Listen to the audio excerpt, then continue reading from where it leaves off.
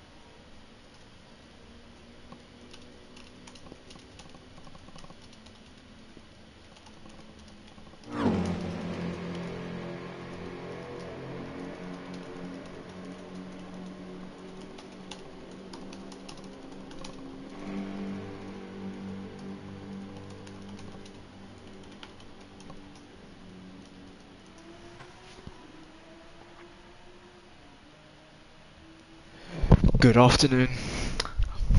That's good. More like good evening. Good evening, and welcome to the 4th round of the Formula Virtual Racing Series in Gran Turismo 7.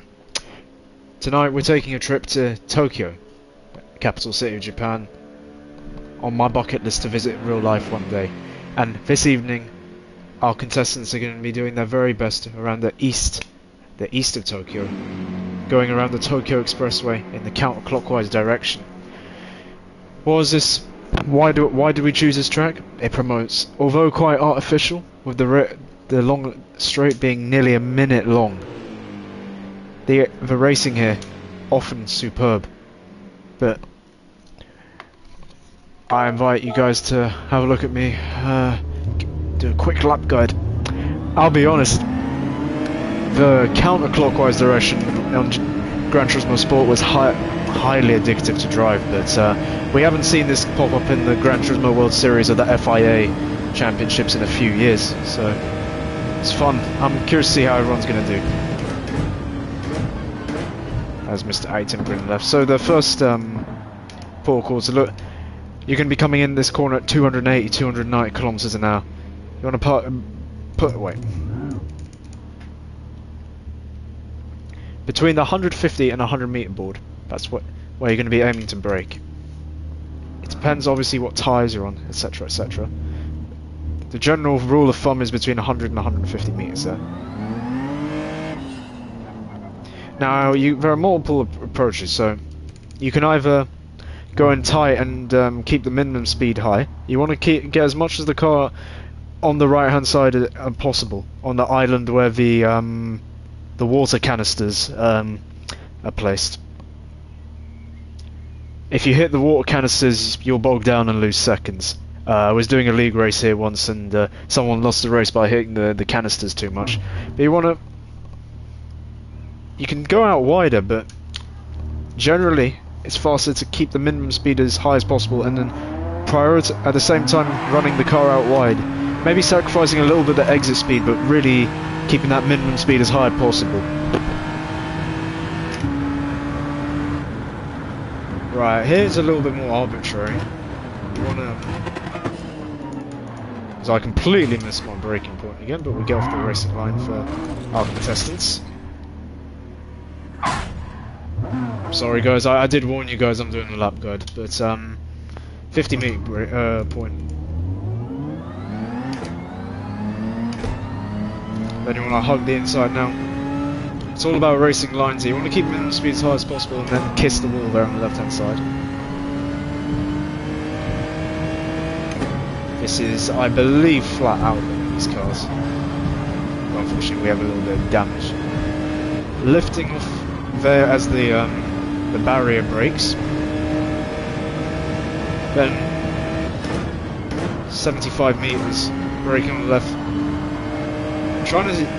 It's really, really hard to find good braking points at Tokyo Expressway. You really need to drive it and you need to feel it before you can get a reference. But this track is one of the more simpler ones we've done so far. Let's just get out of the way for these guys. Oh, there's a lot of cars coming, so I'll just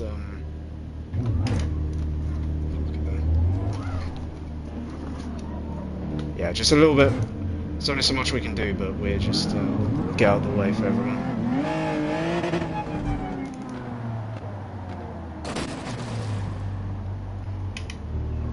So I tend to just between where the glass facade is. That's where I tend to brake. Then you wanna do a V line in Tokyo here. You wanna run the car out as far wide as possible and get a cutback line through there using the fencing or the breakage in the glass facade as your turning point. And then this straight for a minute. So let's do a lap a little bit faster. There you guys. I'm excited to see how. Now, what's the highlight for me in commentating these races? Everyone's very respectful of each other. It's very easy to. If you have weaker driving standards, it's very easy to just make a mistake. So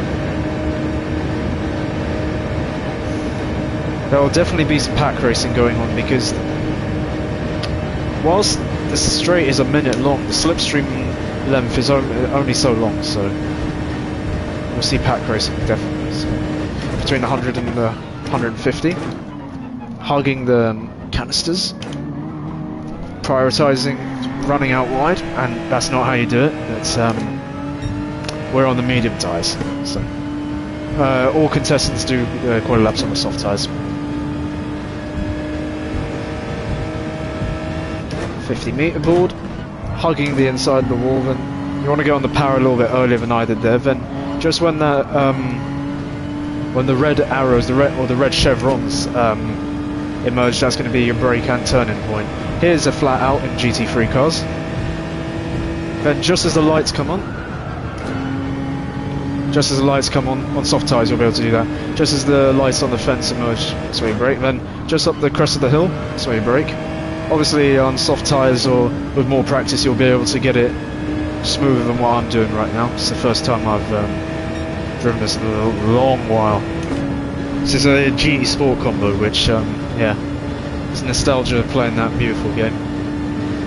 just as the glass facade. Really want to keep out wide there, then cut back in. Well, not as how I do it there, but you really want to prioritise the exit.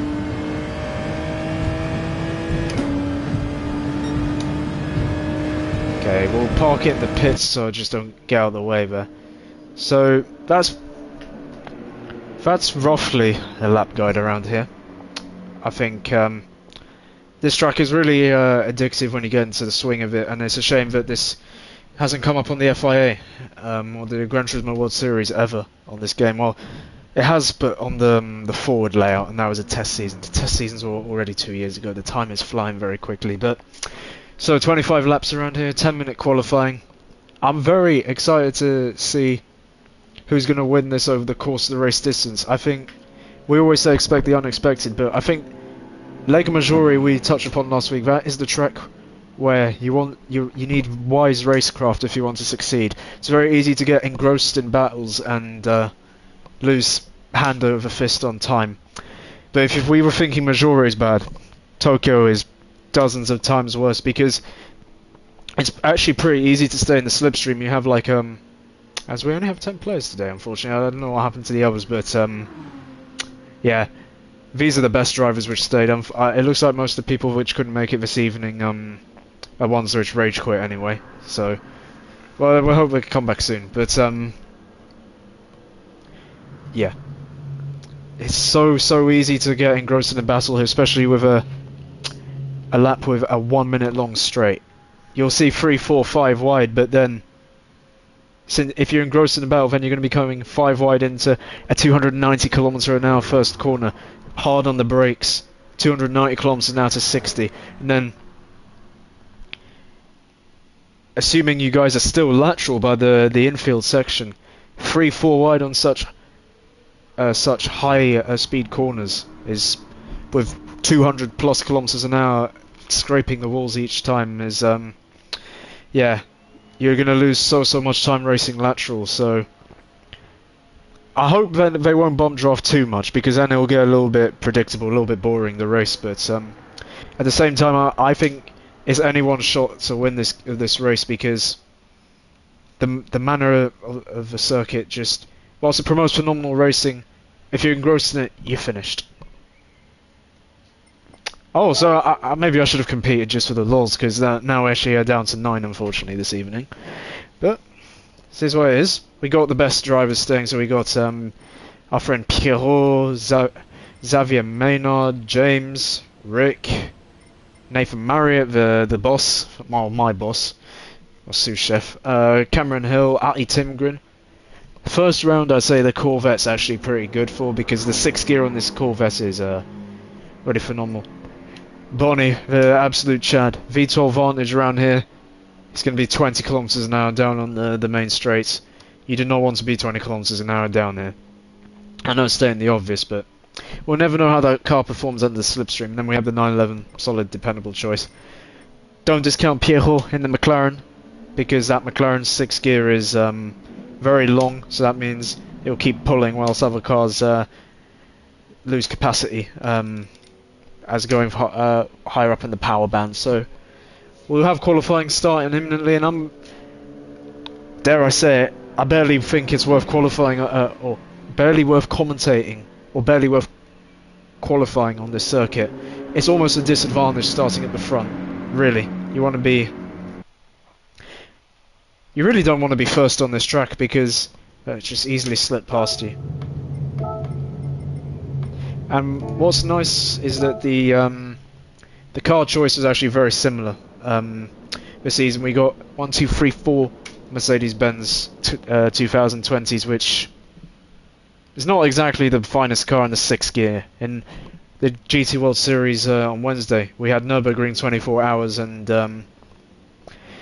yeah, I think whilst the Mercedes-Benz was definitely one of the top cars in the corners, if you exclude the Subaru BRZ, in the 6th gear it was moribund. It was really poor. So that made it quite difficult for the talented French Mercedes-Benz drivers to actually bring a result, because they could not use their car's comparative advantage in the corners. So with these so many people in the Mercedes-Benz, I'm actually curious to see how these guys will conduct themselves in the race, because it's not every day that we race here and the cars are all the same. It's usually quite a big mix. So we'll have a look how that plays out. But the I think Atty Timgren for the first time. I mean, that Corvette's just a bit illegal on the 6th gear, as it turns out. But the Corvettes generally, after a few balance of performance updates, on at least on the high-speed BOP, is phenomenal. It really is. So Atty Timgren is should be comfortable, really. Should not be nervous at all. And that's the same with Pierrot in the 650 Group 3. So let's watch our contestants drive around a second. And it's Bonnie who's going to start off in the V12 Vantage. Let's see. Interesting. I thought the slipstream was qualifying was not for me. I thought you needed a certain gap, but this will be very interesting to see. So Bonival, who's leading the pack in the V12 Vantage. I mean, on this field, this car is by far the worst in the 6th gears. Many kilometers an hour down, so maybe it's a smart move from Bonnie. He's going to let everyone else slip past him, and then so he can form in and try and get a quality lap in, maybe the double or triple slip. We'll see. Yeah, we got an absolute huge TGV slipstream train over here. We got Pierrot at the back of it in the 650 Group 3, which in this pack, along with the Corvette, is the best in the 6th gear. So let's see how this qualifying unfolds.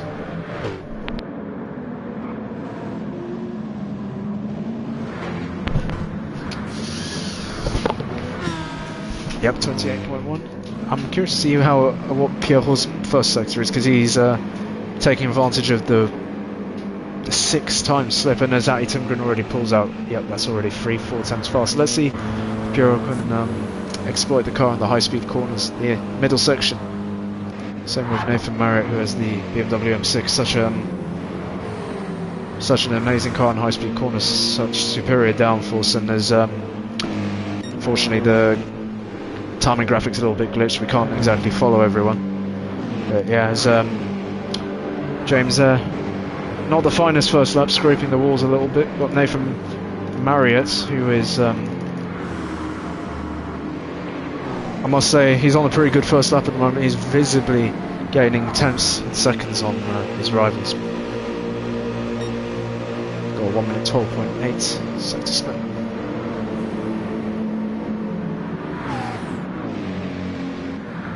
Oh, and as Atty Timgren says sorry to our good friend there, so I wonder what happened there. Guess we'll find out after the race. Oh, hello John, nice to see you in here. I'm not driving unfortunately this evening, but I'm waffling on about these guys, so thanks for visiting. So we got Bonnie leading the pack, and I must say, James has really not gained as much time as I expected in that slipstream, and Bonnie sets the benchmark time of 56.9 as Rami promotes himself into pole position with 56.775. Not a bad lap. And as Nathan Marriott, he needed that urgently. Been struggling all season, but that's a huge lap for his self-confidence at 56.6. Yeah, that M6, if you can not, because the M6 is not the best car in the race, but it's a prodigious car in the high-speed corners because of its downforce. So this is an ideal scenario for Nathan Marriott. He can exploit the quintuple slipstream, but then really use his car's advantage in the high-speed corners. That's at 27.8 sector 1. He's getting closer and closer to the BCR driver James here. That BCR livery on the Mercedes-Benz looking phenomenal, but I think Nathan Marriott's going to be catching traffic quite quickly here. Wonder if James will hold position. And as Nathan Marriott is actually down in the second sector split, I believe that that loss of downforce in the high speed, and as he clips the wall, yeah. So can you get within 4 or 5 tenths of the car behind? It's really difficult to keep the pace up in the high speed corners, because perhaps this is a little bit more. GT7 is not exactly, how should I say, the most realistic game with the dirty air, but the seems to be a nice little trade-off between being behind the car for the slipstream effect. Alan is Nathan Marriott a little bit skimming the wall there, and it's a game of compromise between the high-speed corners and straights. So being in slipstreams, let's see if anyone can improve now. But we can already see a pack, like as I predicted in the pre-show, there'll probably be pack racing because once you lose time in the high-speed section, it's actually somewhat difficult to bring it back up. As Rick Alders 56.476, I think he's starting to think that's not a bad lap at all from him. He's exploiting the Benz's advantage in the corners, and he's getting closer and closer to Rami Azam. Will Rami Azam pull over? And yeah, as Bonnie is to no surprise, as Rick Alders punts Rami Azam into the braking zone. That's not ideal for him. Not ideal for both of them. Surprised he didn't get damaged from such a high-speed impact. But the top 9 is separated by only less than 7 tenths, which is still very impressive actually. And actually top 8 4 tenths even. So 3 minutes and a half left in qualifying. It's currently Rick Alders on pole position, but never know, the stewards might even give him a time or a grid position drop for that little punt with. That's surprising for Rick Alders. He's nearly 2 tenths purple, but must have lost hand over fist some time by using Rami Azam as a brake. Yeah, this high speed section is so satisfying, especially in time trial. Yeah, we got a little bit of a snake forming back here. It's got James. He's purple. Everyone's going purple, but people are gradually getting more confident as the session is progressing. But currently your top 3 is Rick Alders, Atty Timgren, who I expected a little bit more for, actually, because that Corvette is imperious in the 6th gear. And Nathan Marriott, this is a good lap for him at the moment, just to regain his confidence. I think first couple of rounds in the suit is a car, but he's getting there. As Nathan Marriott is 2.2 tenths purple, he's going to get the slingshot effect from his rivals ahead.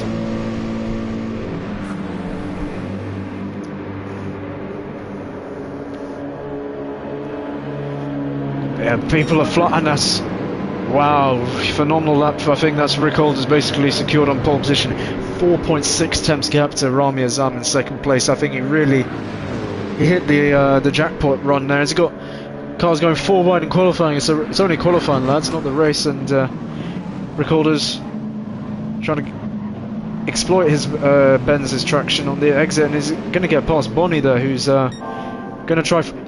Rick Alders 4 tenths purple already.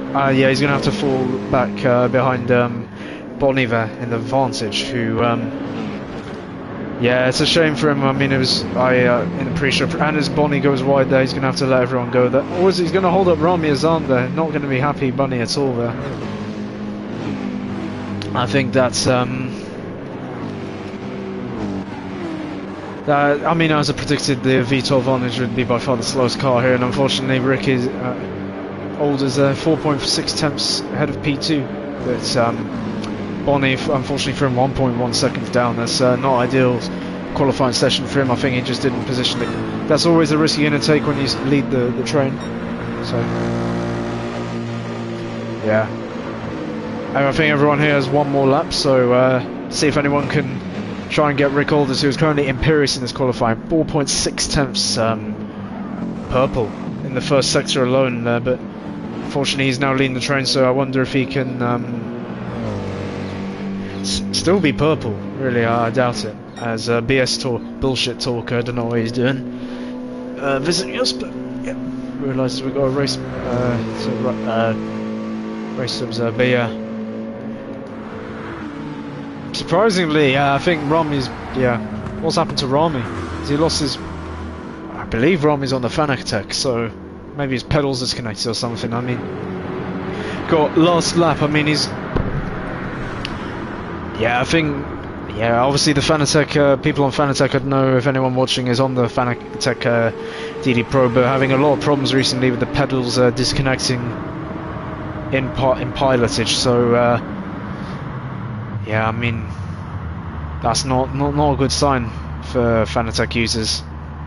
Fanatec is absolutely in the mud recently. I mean, they've recently become bankrupt, have had to completely restructure the operation. I mean, the quality control of Fanatec is atrocious, especially considering it's a German company. But I think a huge shame for Rami Azam, who's last lap was destroyed by, it must have been technical issues. I mean, you do not want to be ceding all that space on the on your last attempt in qualifying, as yeah, Pierrot only got 5 laps in and is currently second place. I mean, that 650 Group 3 is absolutely... Ah, Rami, I understand you, thank you. I mean, yeah, P3 not bad for your 911. You're lucky that Tim... Is anyone actually on the fast lap still? Yeah, we got Xavier Maynard and the BCR boys still in flight here. See if they can promote themselves up the grid. I mean, they're 1 second back on par. I think Rick Holder's got the jackpot run there. Absolute jackpot. But yeah, got the BCR boys cooperating here.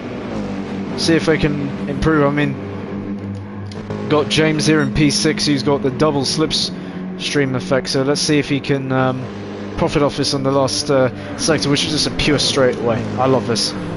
Can't wait to see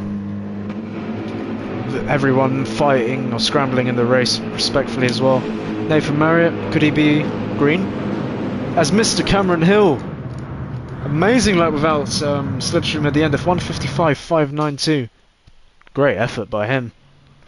So, your grid order for the race. So we got Cameron Hill, who got an amazing qualifying lap in a 55.592, and so Mercedes-Benz front row.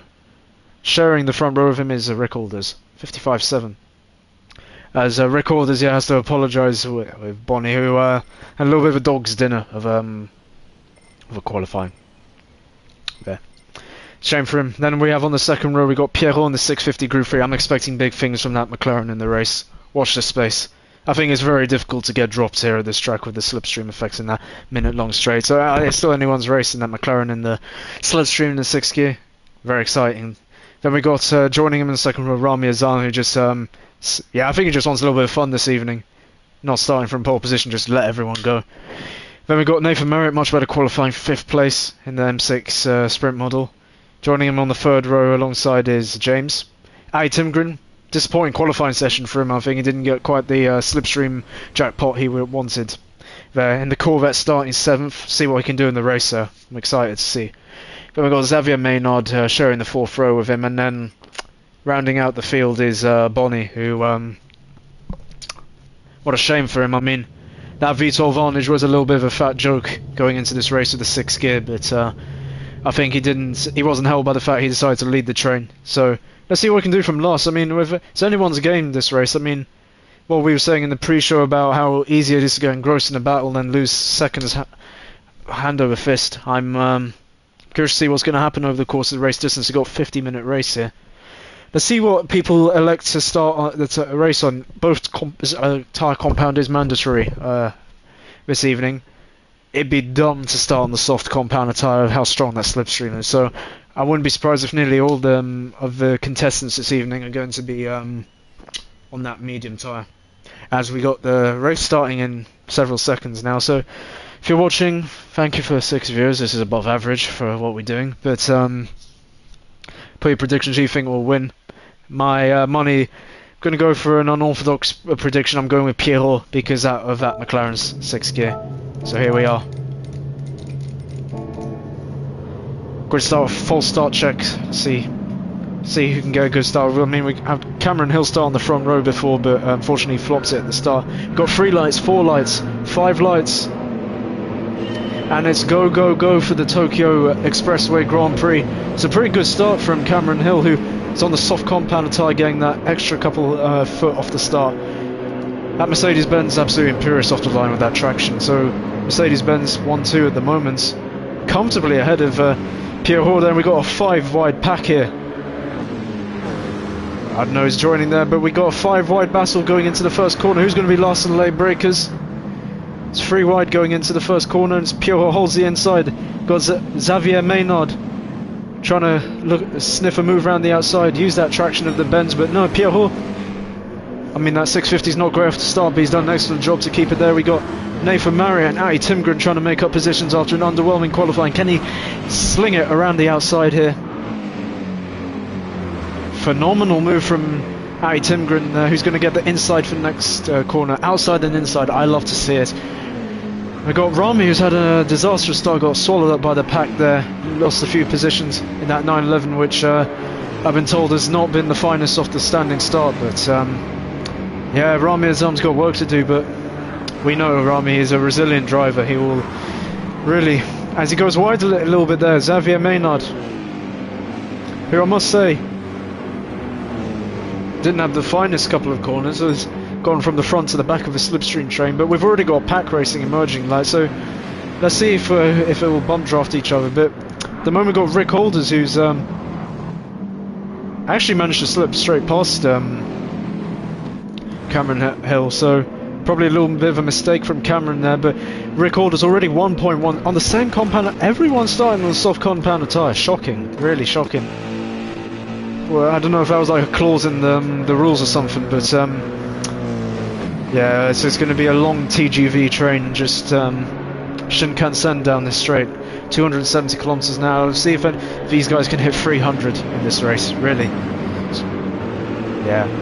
So let's see what Pierre Hall's going to do. He's going to bump draft Cameron Hill. He's going to try and see what they're going to do here. Come on, guys, let's not make it so boring with the cooperation. Let's do some racing. So Cameron Hill's going to seek a move around the outside. Last delay breakers.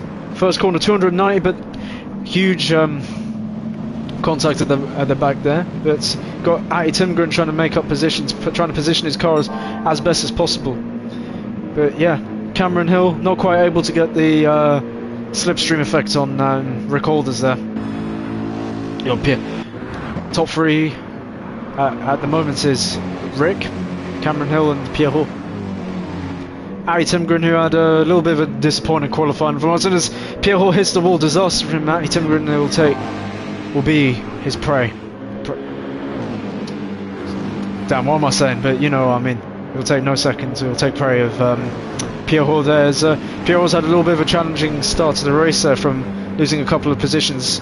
You want to position your car as well as possible over the course of the race distance, because if you lose too much, it's all well and good not being first with the slipstream effect here, but if you overcompensate, if you're going too far back, that's when it will be difficult to stay at the front, because very quickly you can see some pack racing unless there's that one distinct guy who can pull the other guys forward, and then we have like everyone converging. But so far 2 laps into this race, 23 to go. Nathan Marriott, we missed that one from race direction. Disaster of a second lap there. Had a pretty respectable qualifying, but is already back fighting for the wooden spoon. So we've got Ati Timgren slipping passing that Corvette. That Corvette is imperious on the straights. We saw that in the Gran Turismo World Series. That car was nearly unfair on the straights. So Ati Timgren making good use of that. Let's see if he can even get past his compatriot there, Rick Holders. He's going to try lunge down the inside. I think Rick Holders senses that, but no, he's able to outbrake. But Ati Timgren holding the inside, Rick Holders on the outside, Ati on the inside, but Rick Holders got a superior drive out that corner. Yeah, this will be hopefully these. Let's race, guys. Let's not be pushing each other 24 laps and last lap destroy each other. I want to see some phenomenal racing tonight. That's why I signed up to commentate on this league race here tonight. So Cameron Hill tucked right up behind the rear of Ati Timgren. I mean, that Corvette, after a little bit of a challenging qualifying for Ati Timgren, 7th place is way out of position for that car, but he's already making hay when the sun shines, really. His Corvette is phenomenal, really is. In the race and in the slipstream. Yeah, I think the start. It's already written in the stars, unfortunately, for Bonnie, whose Vitor Varnage is just. It's like in a different category. How bad it is in the 6th gear. It's got to be like a dozen kilometers an hour down on the slipstream compared to cars. Not even front runner cars like the Corvette. Probably a dozen kilometers down on cars like the Benz even. But yeah, your top 3 at the moment: Rick Holders, Ati Timgren. Cameron Hill is detached a little bit from the front too, I think. Let's see if these 2 teammates can cooperate and maybe break away. Yeah, I see this. So Ari Timgren wants to cooperate with his teammate Rick Alders and try and break away from the pack. I mean, it's all well and good, but if Ari Timgren does not position his car correctly, these guys will catch straight back up in the infield section. But yeah, we got pack racing forming as Ari Timgren on the outside. He's going to try and lead the train. Let's see if he can increase the average pace. So very smart driving by the two teammates here. They're gonna let each other have a few laps, see what they can do. Try and increase the average pace, get a rhythm going. I can't tell you how important it is like racing at the higher splits, like how critical it is to just find someone who's gonna give you a chance and like together see what they got, try and break away. And yeah, very intelligent racing by the two teammates who want to maximise their performance in the Constructors' Championship. But yeah, we already got, as predicted, a little bit of pack racing going on. So we got Atty leading in the Corvette, then the Benz of Rick Alders, then we got a three-car train of James, Cameron Hill and Rami Azam, who in the 911 has a fast lap at the moment, 55.9. That's not bad at all, but it's so arbitrary. Who gives a monkeys about the lap time here? It's all about position. It's all about wisdom in your racecraft. As Pierre Hoyer, I mean, that was a pretty decent qualifying for him. No, I think decent's a little bit of a disservice. An excellent qualifying for him, but unfortunately, dropping back a little bit in the race. I mean, perhaps struggling to adapt in the dirt. Yeah, I mean, dirty air is like a tornado in this game, so I sympathise. Got Xavier Maynard, who after a promising little start is yeah, I mean, not where he wants to be. He's got Nathan Marriott working with him here. It's Nathan Marriott that's the fast lap of 55.8. It's incredible how strong the slipstream is, but yeah. Oh, rest in peace, the Aston Martin. I mean, I think Bonneville might as well park in the pits this evening. I mean, it's absolutely no point even racing in the Aston Martin this evening. Which is a shame for him. He's got positions changing as, yeah, James is going to take the initiative. He's going to try and lead the pack of this little trio. This little triplet. As we got, yeah, pack race forming as already the teammates in P1 and P2 have already broken the slipstream to James there, so let's see if James can catch up in the infield and maybe do something. Perhaps these guys can cooperate with each other and perhaps they'll converge again, but this divergence is... it's happening faster than I anticipated, if I'm honest. But yeah, Bonneville, I mean, his car's flying maybe in the low and medium speed corners, but high speed corners, high speed sections, it's over for him, unfortunately. But yeah, already got a little bit of pack racing at the moment because you have... oh, there's Rick Alders, a phenomenal mistake there. We missed out on the race direction. I mean, lost nearly 2 seconds, and now his predator James is going to be bearing down him in the other Mercedes-Benz. I mean, that Mercedes-Benz is not exactly the most... I mean, it's a very versatile car, but 6th gear, slipstream, not his strength. Hasn't got quite the torque. But 5 guys are going to be fighting for the podium now. I mean, that was a critical mistake for Rick Alders there. I mean, that Corvette is going to be... it's going to be Ciao Maria, Ciao Merendamora for that Corvette, really. Unless these guys can cooperate and maybe get back into the slipstream, but with that Corvette being so much torque, so much strength in the 6th gear, I really doubt it. I think Mr. Ari Timgren, I mean, he was my sensible, logical prediction to be at the front this race, and already 5 laps is broken the slipstream.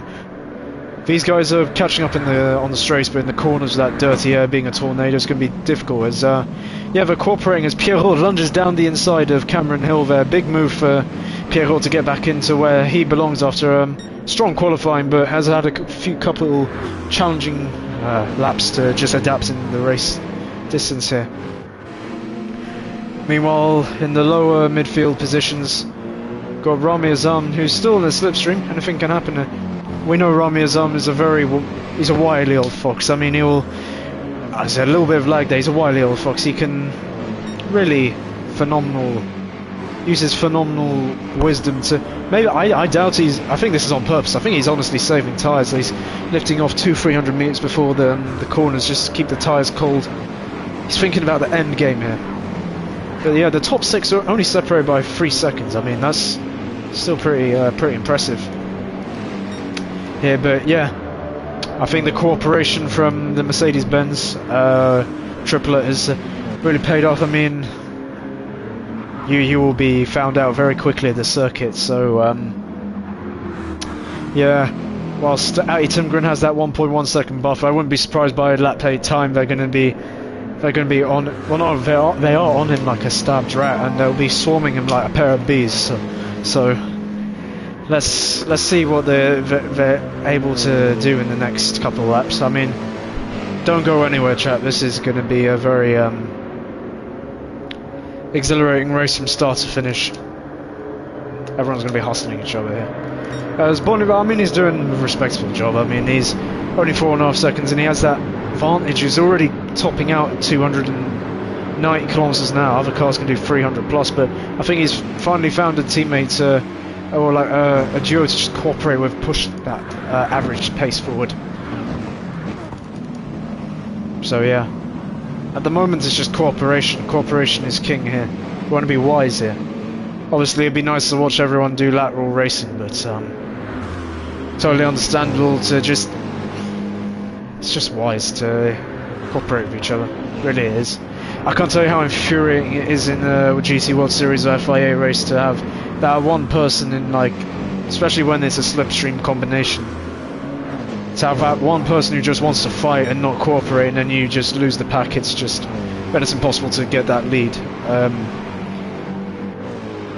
Get to attach that leader again. It's just infuriating. But as I have been mentioning time and time again over the course of my commentary stint here, the respect here is phenomenal. Everyone understands how to race clean here, understanding more than the top split drivers even.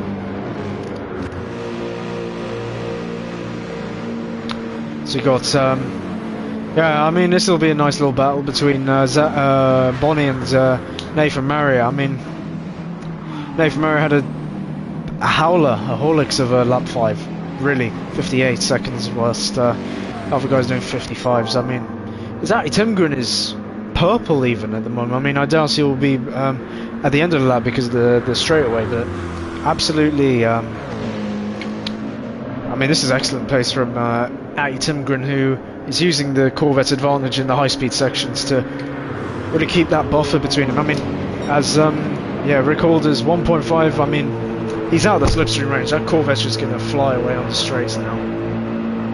I think, I mean, I don't want to say the race is over already because it's such a long race. I mean, no one here is immune to mistakes. So, let's see what happens. But Ati Timgren is really he's running away with this one. There's a huge counter steer moment for James there, who still in a pretty good position. I mean, he's missed some opportunities. He's thrown a couple of races so far this season, but third place, Mercedes-Benz not being the best car in 6th gear. I mean, can be pleased with himself. Right there, as yeah, Pierre Horst still pursuing him for the podium there. Little Cameron Hill tucked up right behind just behind the gearbox. Got Rami still only 3 tenths. Perhaps it's now time for him to really use that 911's strengths in the corners and really try and make positions. Yeah, he's going to pounce immediately as Cameron Hill scrapes the wall there up into 5th place. Good move by Rami. He's just taking his time here. Very wise driver here. Yeah, purple pings everywhere because of the slipstream range here. As yeah, surprised actually. Most of these guys, obviously they're gonna have to pit for a medium compound of tyre at some point. Honestly, it would be nice if, I honestly think you could probably stay in the slipstream train just in 1 grade inferior tyres. But you know, who's really imperious at the moment is Ati Timgren. I mean, 1.9 seconds. It's exponentially growing. As Pierre Hall must have had a moment there because he's detached to Rick Alders there.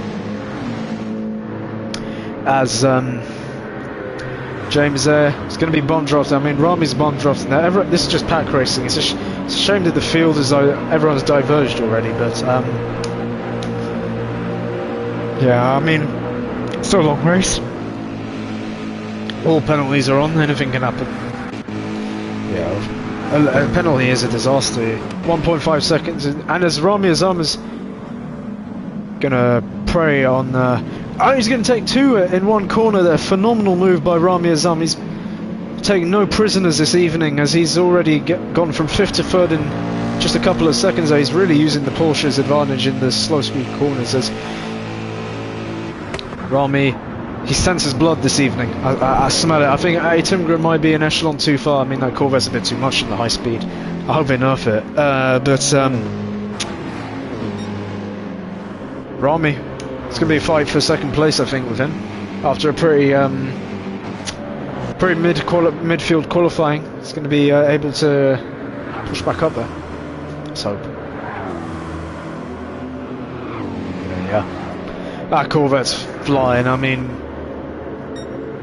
the balance of performance updates recently have really benefited it. I mean, it's nice that on this game that everything is so much more balanced. Like, you can't even call the Corvette a busted car, but high-speed corners, 6th gear, torque, places where you really need torque to pull you around is this is really ideal scenario for the Corvette, and that's fair because this calendar's been. We've had quite a melange of tracks. We've had Brands Hatch, Nürburgring, very Lego GP, very technical circuits. As my computer nearly dies there. Yeah, I mean, fair enough to Timgren. I mean, he paid the price in the lower speed tracks, but on high speed, looks like everyone will. So they're going to have to find something special here in the next 15 laps to get remotely close to Timgren. I think he on purpose qualified near the back, really, just have a bit of fun. I mean, Timgren, I don't know his unfortunately his equipment scenario.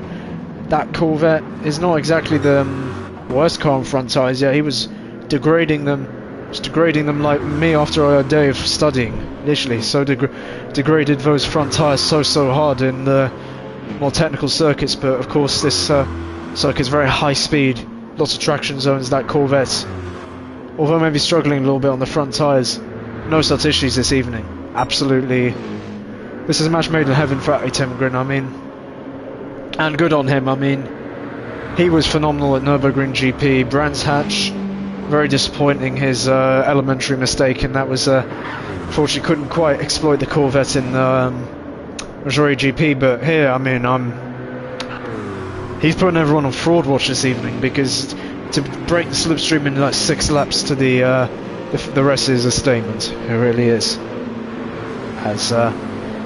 Yeah, as predicted, we already got pack racing forming, but yeah, everything to play for. One graze of the wall can cost you 5 seconds, then you're finished. Absolutely finished. So, yeah. I guess whilst we have this race, perhaps in the more idle phase, still an onboard lap with Timgren in the Corvette.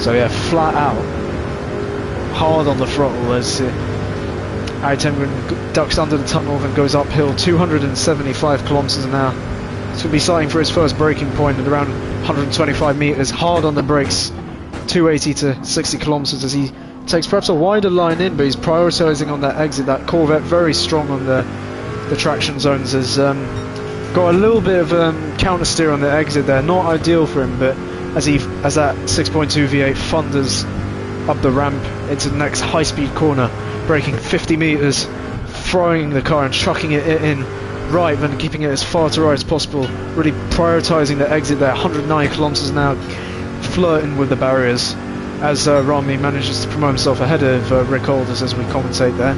But yeah, flat out for Timgren there, as that Corvette really working around there, and using his next braking point up the crest of the hill, 5th gear, 200 kilometers an hour. Really smooth inputs. I wonder if Timgren's been practicing his steering inputs. I mean, that's pretty smooth. Doing much better than previous. But yeah, going up the ramp, 265, sighting the glass there, hard on the brakes, going to try and V off the corner, really prioritise the exit speed there. Third gear exit, and then it's flat out all the way to the end.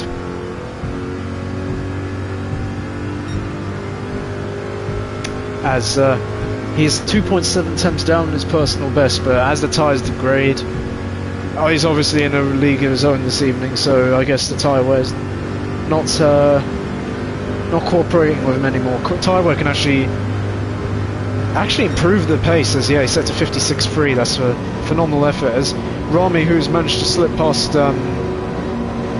Rick Alders there, he's got Rick Alders in his rear view, bump dropped and trying to cooperate. I think they need to do something special to catch up to Ari Timgren here in that Corvette. 285 kilometers an hour, smashing that brake pedal into first gear, hugging the apex, trying their very best not to smack the canisters. Much cleaner exit from Rami Azam there, who's actually purple on Nathan Marriott, who had an absolute bonsai of a slipstream. So going up the ramp there, already found 5-6 tenths on Ari Timgren there. So if he's got, as he's overlaying, very unique driving style there, trying to keep the car as stable as possible. You need stability around here, as he's already with pulling quite a gap to Rick Alders, who I must say had a pretty decent qualifying, but it's not quite able to convert into a similar kind of caliber performance in the race. I mean, this race is not really so much even about pace, it's just so much about wisdom. And yeah, I mean, he's had a couple of sloppy moments, nearly rear-ending a few drivers. I think that's not paid dividends from him. Was Ari Timgren like a wily foxes able to slip through? As I think that's enough interior view. Let's have a little bit of macro outlook on the grid right now. So we have Ari Timgren leading by 3.1 seconds, as Rick Alders has been able to catch back up now.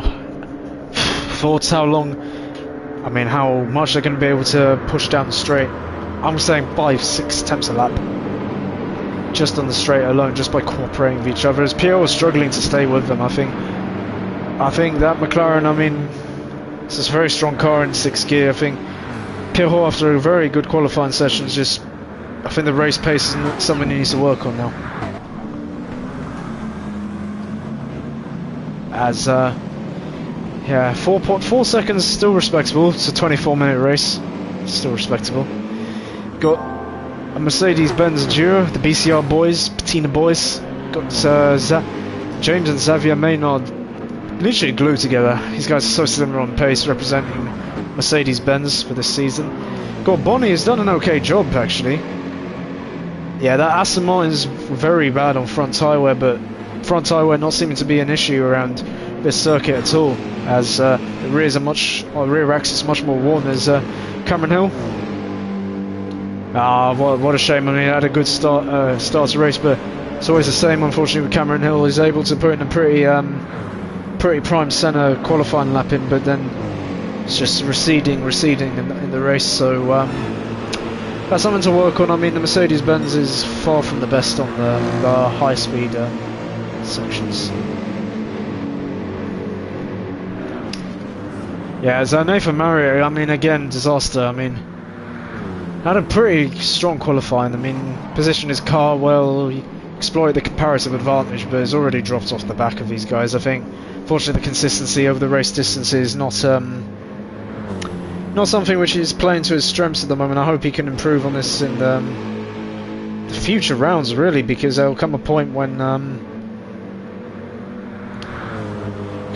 maybe it will become a little bit too much on the brain, finishing in such positions. We're not here to, I know how to say this is a quite casual league, but still, psychologically, unfortunately, Carl Etienne Mizion, my commentator, could not join me again, which is a real shame. Hope he can come back for the future rounds, but Carl could testify. It's a really, and I can testify as well. It's just psychologically, it's corrosive. It really is. That you practice, you turn up to a race, and it's just, it hurts your competitive spirit that you're towards the back. So maybe there'll come a point when, for these guys towards the rear of the field, maybe enough is enough for them. Maybe they'll practice a little bit more, or they'll have to do something unique, because with the balanced performance how Mikael Azal, Gran Turismo World Champion, has contributed in the last years to really have every car converge. He's done a phenomenal job. Every car's pretty close. Every car over tracks like Interlagos, Deep Forest, Fuji, very tight, very close. So congrats to him, and just it's paying dividends, and it's making the racing very entertaining. 1.5 years ago this would have been a very I mean, unfortunately the pack has already split up a little bit, but I'm telling you, 2 years ago this race would have been finished by lap 4 already. We could have gone to sleep and played Mario Kart whilst the race was unfolding, because of how big the gaps were. But fair play to everyone here this evening. Only 7 seconds in half an hour, the top 7. So yeah, got Rami. Yeah, I think it'll be a game of cat mouse for Rick Alders here. Who's going to be the most wise in this scenario? Who's going to wait to pounce? Who's going to calculate their moments? Because at the moment, unfortunately, it looks pretty impossible to catch Ati Timgren, who, I mean, that Corvette's phenomenal on the 6th gear on the straights. I mean, that really is quite something to behold. I mean, Ati Timgren is an A+ S driver. He's in the top percentile of drivers this on this Gran Turismo ecosystem. But yeah, it's pretty impressive to start from near the back and has already by himself been able to really leave these guys to the dust here.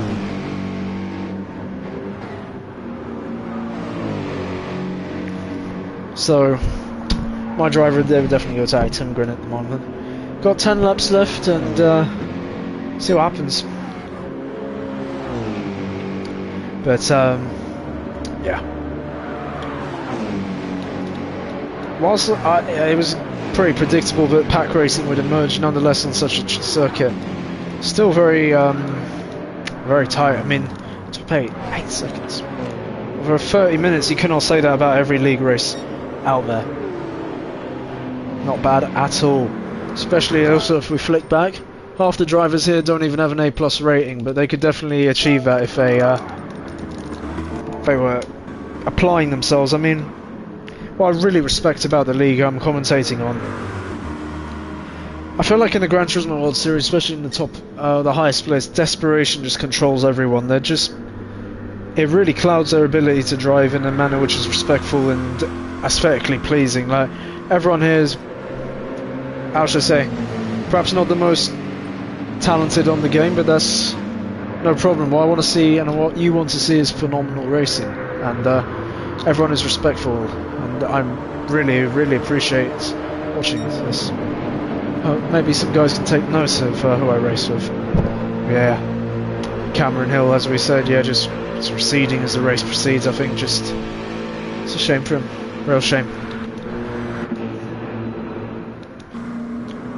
Yeah, Ati Timgren, 4.4 seconds. What has he taken for dinner? Marijuana, something like what is he on this evening? How's he able to comprehensively outpace these guys? And these guys have cooperation and slipstream. I mean, Rick Alders is not slow; it's pretty equal pace with Rami. Yeah.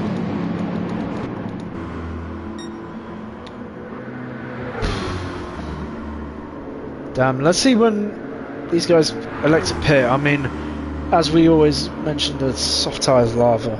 Really is. But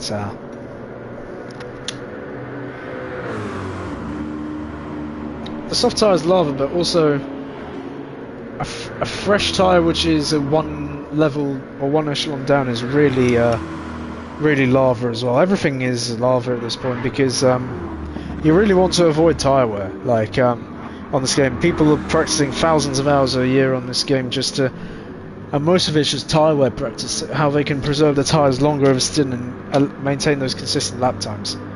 But at the moment, if we do a tyre check on everyone, Rami's got pretty good tyre wear. Better than that Mercedes-Benz piloted by Rick Alders. McLaren, Mercedes-Benz, all pretty similar. I mean, Nathan Marriott, what's happening with that M6? Really, that M6 should not be so weak on front tyres. I don't know what's going on but I think this is something he can practice in the future. And we must have missed something because he's just detached from the pack, really. I think as the race has progressed, maybe it's because of his steering inputs, the tyre wear is just meant he's had to fall off. I mean, he's fallen off the pack. It just has so much less raw grip in these corners, and yeah, that's how he's been able to progressively 9 seconds. How's that happened? Well, it's oh well. I really appreciate that these guys are more focused on just enjoying themselves. I mean, no, there are no prizes for winning this league, and there's no prizes really for winning the GT World Series races. It's just something, just a hobby for these guys. I respect it.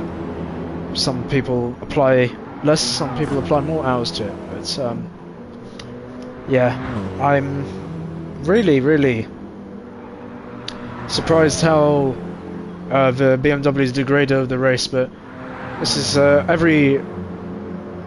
every clouded silver lining, you can really learn something in such I wouldn't say challenging, but such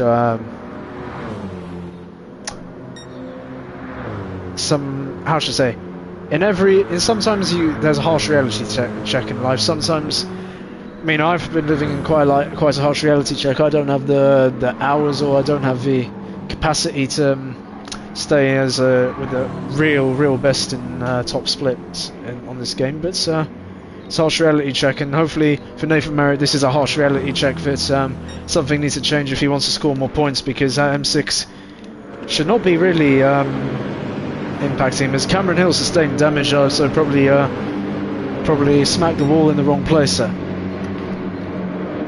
But yeah, we got light damage, so in 30-40 seconds that lifts off. I don't know what you guys think about heavy damage in the competitive races, but I'm fully against it. As we have BCR boys, they're still possible to separate them. I mean, it's 34 minutes and they're still literally in the same football pitch of space. As Bonnie has performed quite well in that V12 Vantage. That car's a dozen kilometers an hour slower on the straight. Yeah, he's uses racecraft, uses brain, and I think 7th place is good damage limitation. Hopefully for the future rounds the Aston is more suited. As Rami, I mean, he's been doing a phenomenal job to keep Alders behind him though. I mean, but what is even more phenomenal is that Mr. Atty Timgren, 5 seconds. I know the Corvette's good, but that's the driver as well. The driver needs to really make the difference in scenarios like these. I mean, that's really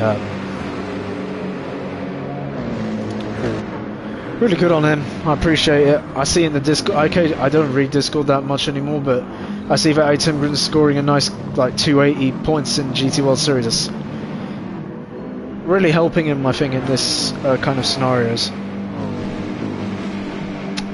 Hopefully he can just keep evolving. I hope everyone can keep evolving. I think everyone here, despite the different hours they put in, are quite uniquely,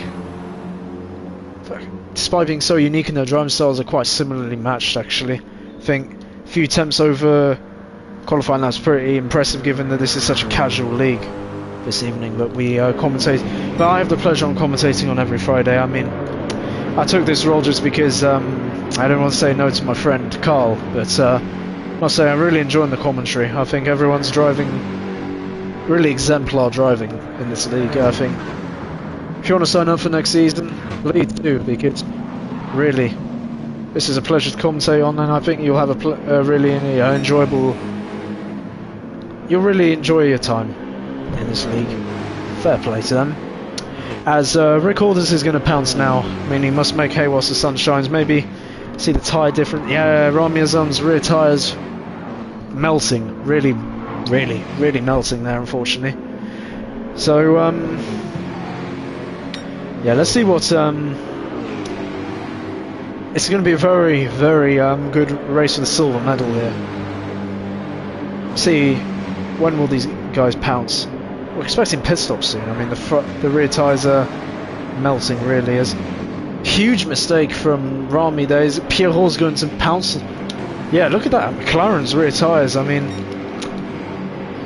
yeah, I think what we have to appreciate Mikael Lizell for doing as well is it's really gotten the tyre wear closer between the cars. That McLaren used to be very unfair on the tyres. Now it's a little bit closer. That front tyre pretty equal with the 911, but those rear tyres, Pierrot possibly on a dual shock has really preserved them. Good on him. 5 second gap, 5 second buffer. He can go on auto drive right now, literally. Auto drive right front him messages. What a performance from him from the back as well. But yeah, nice to see the viewers on average are considerably higher than previous. We'll hopefully enjoy these racings. I enjoy commentating on them. I enjoy almost every aspect of this. Hopefully these guys can practice a little bit more and maybe the lap times will be a little bit closer, but we'll see. As Cameron Hill's going to try pounce. This is for 7th place. He's going to be fighting for the honours there. As Bonival, oh, that's huge moment of counter steer for Cameron Hill. Huge. Yeah, I think Bonnie's going to put the hazards on to either apologise or maybe even cede the position, because that was very on edge. But obviously we don't have with Gran Turismo the Comet. Yeah, good. This is what I love. This is what I absolutely love about this league. Such respectful racing. Is Bonnie's going to let Cameron Hill back through. I mean, yeah. There's no, unlike the G World Series, there's time penalties. So time penalties dished out says sanction, not disqualification. But despite that, everyone very respectful. I like this. But yeah. I think the 911's rear tyres are starting to melt a little bit too much right now, because Rami's struggling to keep onto the back of Pierrot. And that's same with Cameron Hill. Unfortunately, yeah, just struggled to stay on the back of these guys during the race distance. I hope he can come back strongly, because the raw pace is there. The qualifying pace is pretty strong. But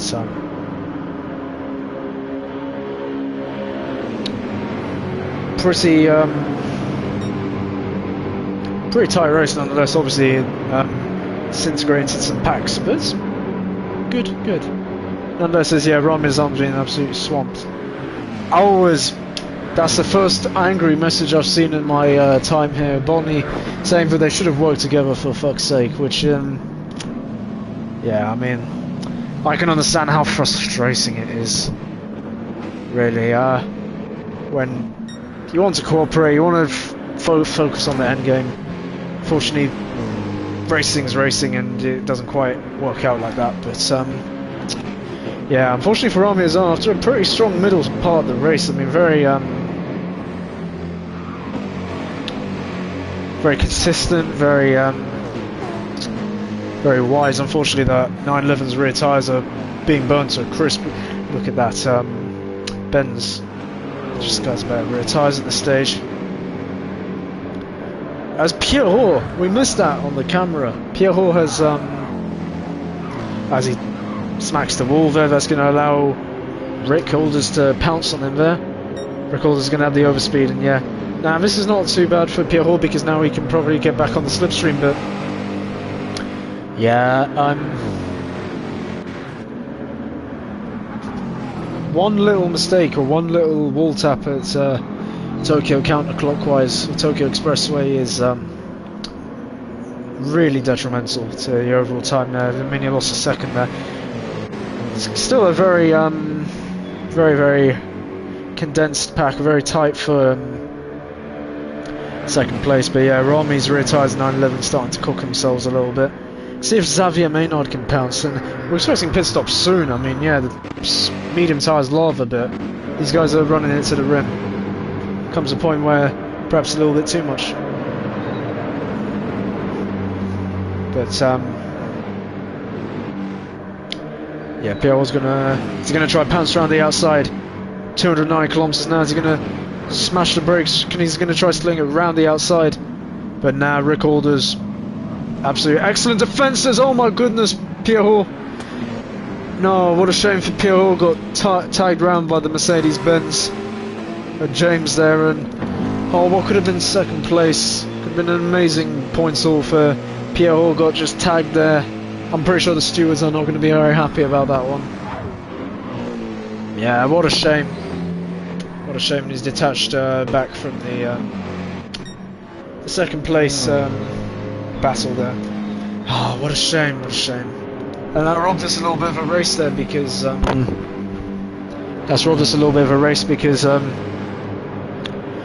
ours Romy has the front end damage. I wonder if he was involved in that one. Yeah, my apologies. Everyone's so condensed, yeah. Ping pong physics of this game is a little bit difficult to get away with no damage, as yeah, unfortunately with that aerodynamic damage he's going to be losing a lot of time on the straight.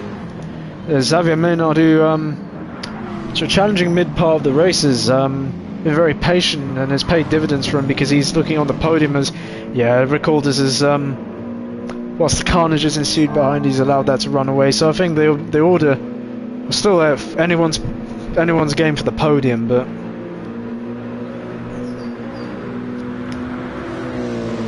let's see.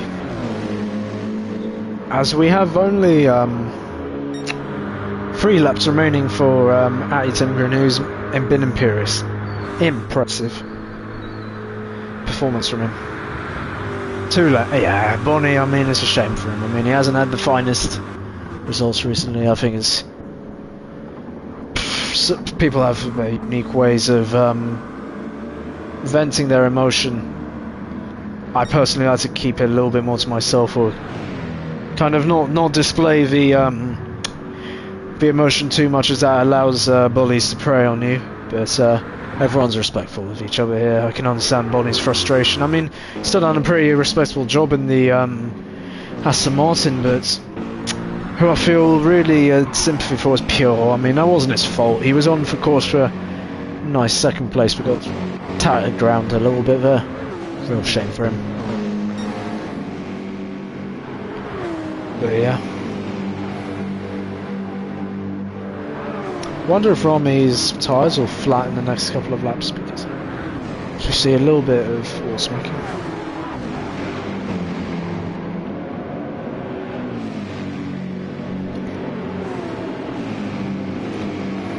But yeah, I mean, it's been a good race to watch though. Pack wasn't quite as condensed as perhaps maybe I expected actually, but you can't, like, with how the nature of the circuit is with the very high speed in the middles, it's hard for absolutely everyone to stay in the same category. Yeah, I'm going to be expecting some pit stops in the next second. The first tyres are finished. As yeah, Ayrton Green has decided to peel into the pits there, 6.1 seconds. I mean, yeah, we have to. I put my hat off to Ayrton Green. Good race, really good race. Yeah, some people going for 24 laps on the soft tyre. Maybe, yeah, just trying to eke out as much as possible. Don't blame them. Medium tyres lava in this context.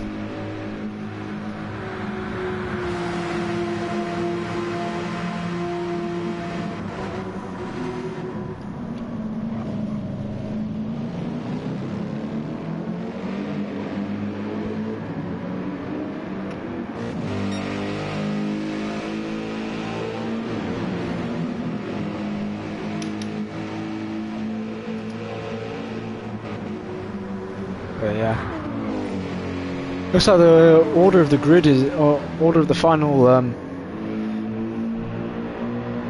order. Can I speak English, please? The final order of the race looks pretty predictable. pretty much written in the stars now. So everyone pits with their fresh mediums. Tim Grin is going to be, who has develops a pit stop advantage over the likes of Cameron Hill. He's got a stink. That's got an absolute sting for Cameron Hill, who's I mean, he's up there in qualifying, but yeah, unfortunately the race has not been able to convert that. I mean, that's qualifying is one thing, but racing consistently over 50 minutes is quite another, and I hope he can evolve over the. Everything is a learning experience, so let's see if he can. See if he can just evolve in general. Yeah, Nathan Marriott, bit of a lonely race from shame. But yeah, these guys are quite close over a lap, but I think unfortunately in the race, I don't think these guys are particularly practicing that much. I mean, I can understand that. I wouldn't practice that much either if there's no prizes on the cards, but the prize is listening to me waffle. As Rick Alders is going to peel off into the pits, who has 24 litres of fuel. The Mercedes-Benz has been amazing on the fuel consumption over the race distance. 26, I mean, yeah,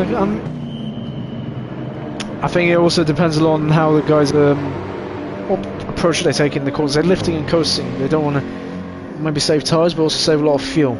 As yeah, Tim Grin, he can go on autopilot now. As excellent. I'm proud. I'm pleased for him. I mean, Nürburgring GP, we saw flashes of a driver who is can really out-deliver the machinery. He can really drive consistently if he sets his mind to it. I mean, he had so far one win, couple of mid-pack performances, but now he's going to be absolutely imperious. I mean, he's capitalised on that Corvette strengths. So yeah, I'm very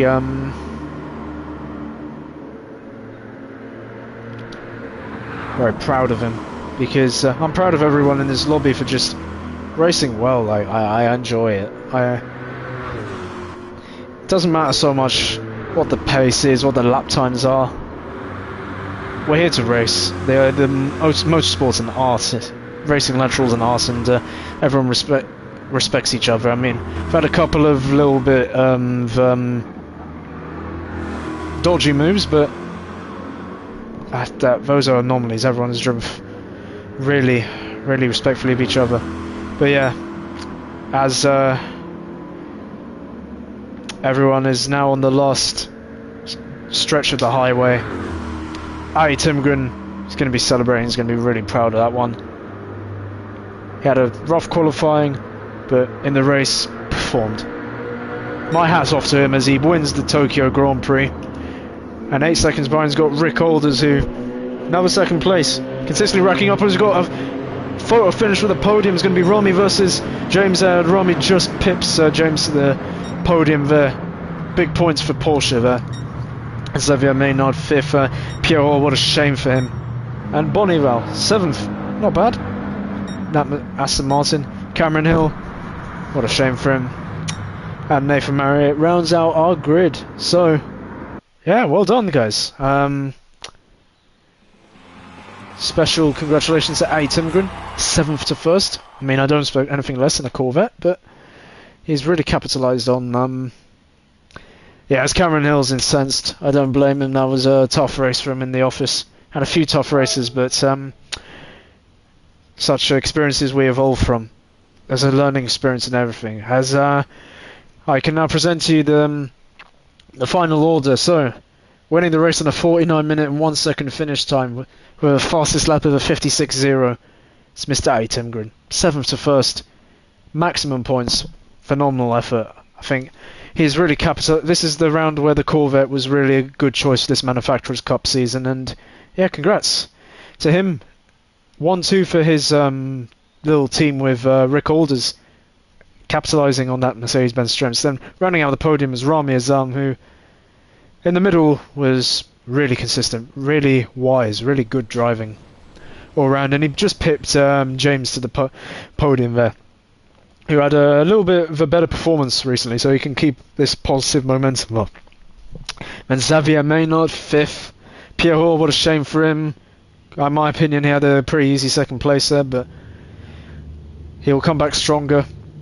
He can take comfort in the fact his pace was very strong towards the end of that race when the tyres set in. Bonneville, frustrating for him. That V12 so slow on the straights, but nonetheless, he's not finishing last. As the host ends the game, I mean, the host must be incensed as well. I mean, what a shame for him. Did not get the result he wanted in last there, but yeah, it's a shame. But got to respect all these guys are pretty fast. They have pretty high skill, and it's no mean feat winning. Really rewarding those who put the time in, and yeah, I mean, congrats to everyone who participated. Participation is principle, and we saw no rage quits. I'm pleased to see, like, all due respect to the likes of Felix Schumacher, Ave Gobavi, but yeah, I don't. It's not nice to see people rage quit or give up. It's a long race, anything can happen. You can always learn something, but yeah, well done to everyone, and congrats to Ati Timgren and the podium for really impressive driving. So I guess on that bombshell we can conclude the broadcast. So we had a peak of 10, so yeah, not bad guys, thank you. This is better than average. Hopefully we can keep this up. So really appreciate you guys, and we'll catch you for the next round. Thank you very much. See you later.